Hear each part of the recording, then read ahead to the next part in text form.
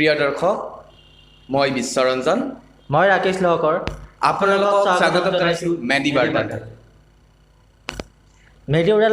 মেডিবাৰ্তাৰ অফিচত আহিলোঁ মই কাম আছিলে অলপ মই বিশ্বদাই মই দেখিলোঁ বিশ্বদাই কিছুমান পেচেণ্টক ট্ৰিটমেণ্ট দি আছিলে তাৰে এগৰাকী পেচেণ্টক লগ পালোঁ নাম মৈত্ৰী তেওঁৰ বিষয়ে জানিম আজি মৈত্ৰীৰ বিষয়ে জানিম বেছিকেলি আজি ভিডিঅ'টো বহুত বিশেষ কাৰণৰ কাৰণে বনাইছোঁ আচলতে মই আহিছিলোঁ মেডিবাৰ্তা অফিচলৈ মোৰ এটা পাৰ্চনেল কামত আহিছিলোঁ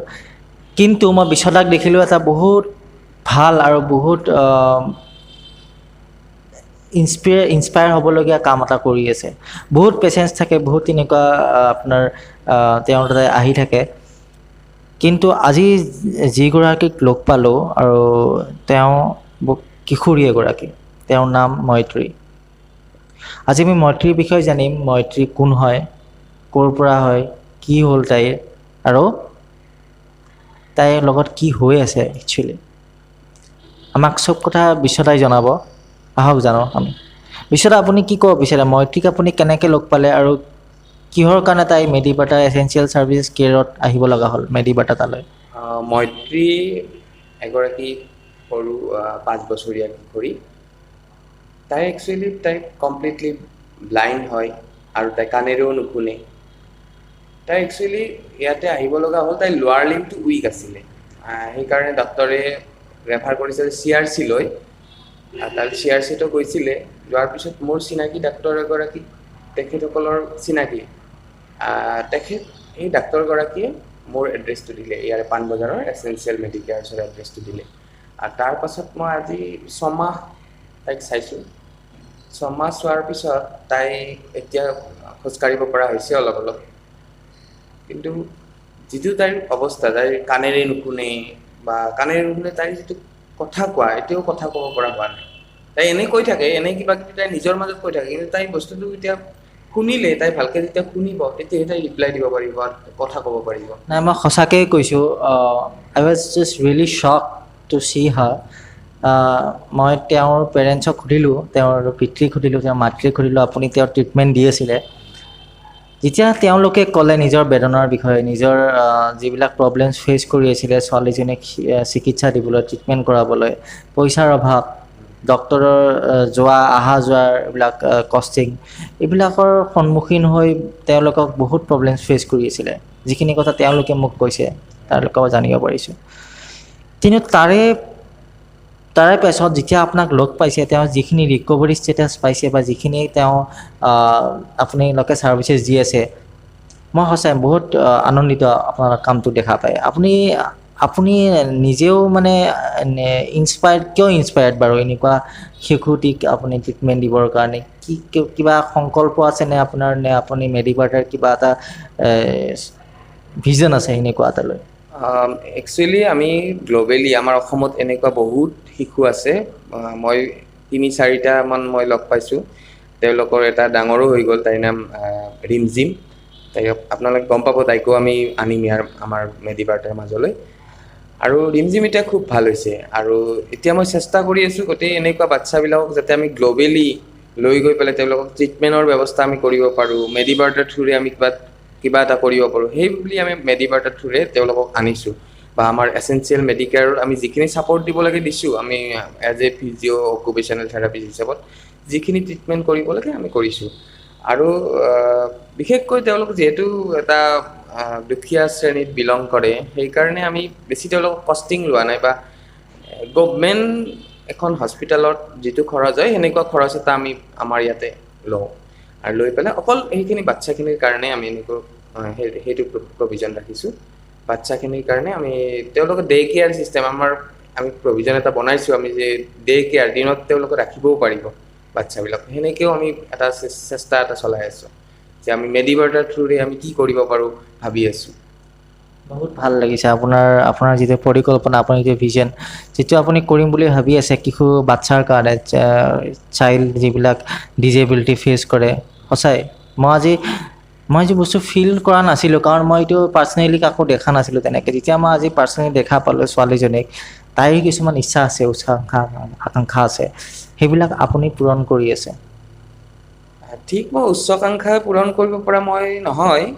মই জাষ্ট ছাপৰ্ট কৰিছোঁ তাই কেনেকৈ খোজ কাঢ়িব পাৰে, এই খোজ কঢ়াটোক লৈ মই ছাপৰ্ট কৰিছোঁ। তাই এতিয়া তাই কাণেৰে নুশুনে, কথা কোৱালৈ মই স্পীচ থেৰাপি এজনক আমাৰ ইয়াতে আহে। বেচিকেলি একদম আমি যদি মিনিমাম লেভেললৈকে যাওঁ, তাইৰ উচ্চ আকাংক্ষা এতিয়ালৈকে যে তাই ভালকৈ চাব পাৰে, তাই ভালকৈ শুনিব পাৰে, ভালকৈ খোজকাঢ়িব পাৰে। বেচিক ৰিকুৱাৰমেণ্টছখিনি যদি নাহে তেনেহ'লে কেনেকৈ বাঢ়িব ছোৱালীজনী? তাৰে আপোনালোকে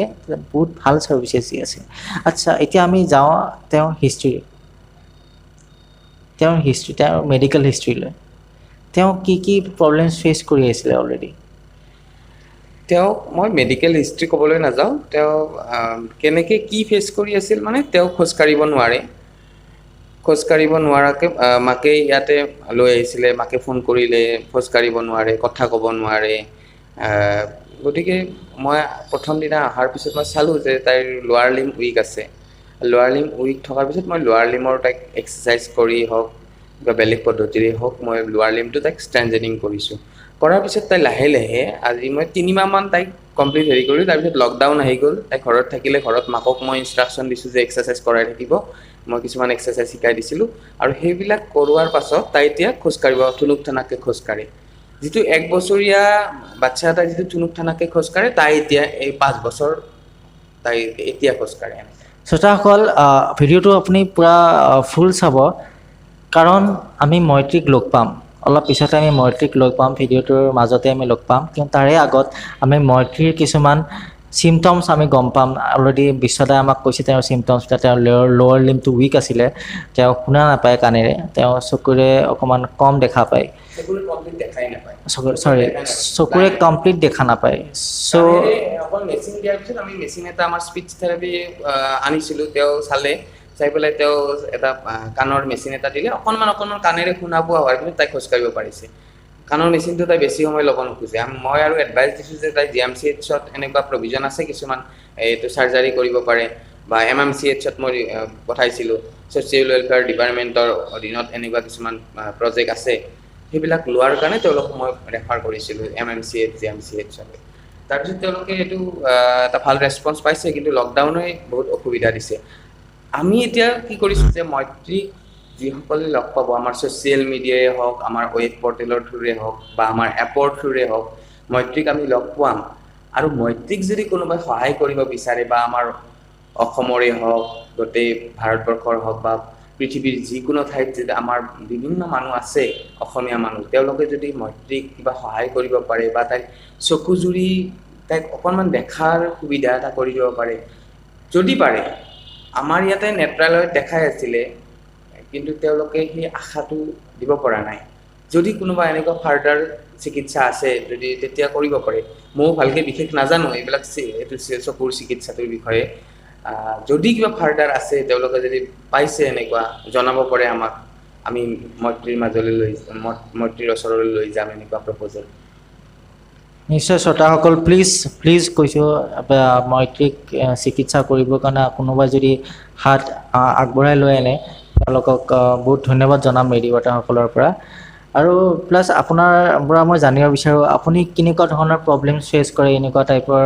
চাইল্ড যিবিলাক ফিজিঅ'থেৰাপি আপুনি ছাৰ্ভিচেছ দিব পাৰে, কেনেকুৱা ধৰণৰ প্ৰব্লেমছ ফেচ কৰে?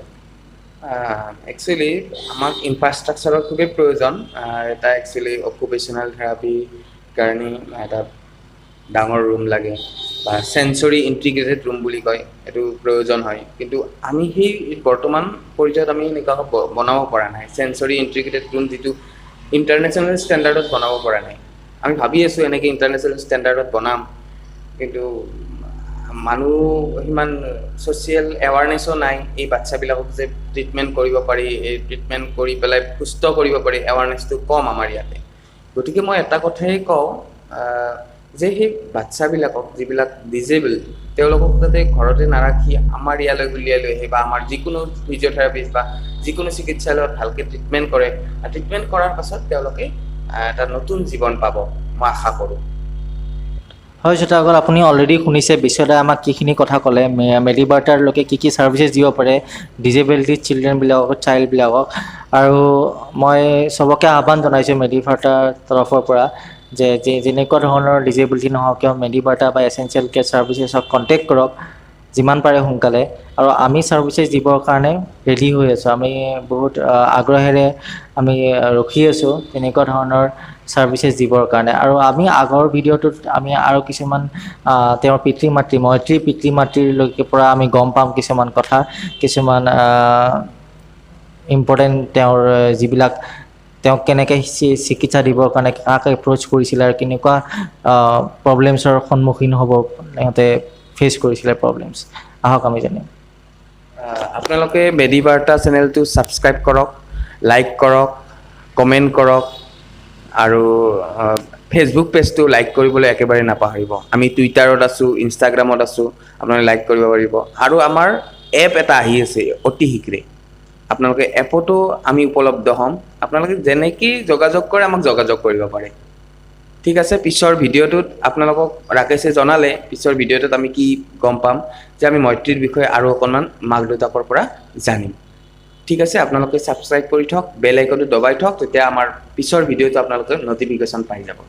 ঠিক আছে ধন্যবাদ